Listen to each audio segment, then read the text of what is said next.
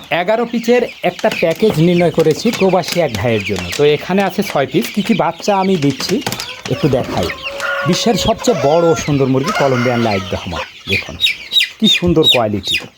এখানে 2 piece mail ও 2 piece female আছে। বাচ্চার সংখ্যা 4 পিস।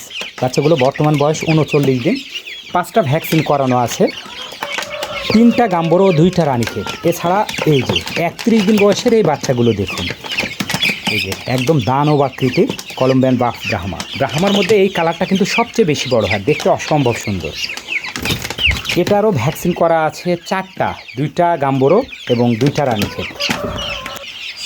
আর এইখানে বাচ্চার সংখ্যা আছে 5 পিস।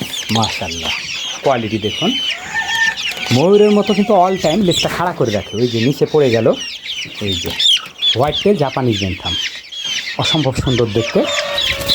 আর এটাকে দেখুন, এটা হচ্ছে গোল্ডেন সেব্রেট।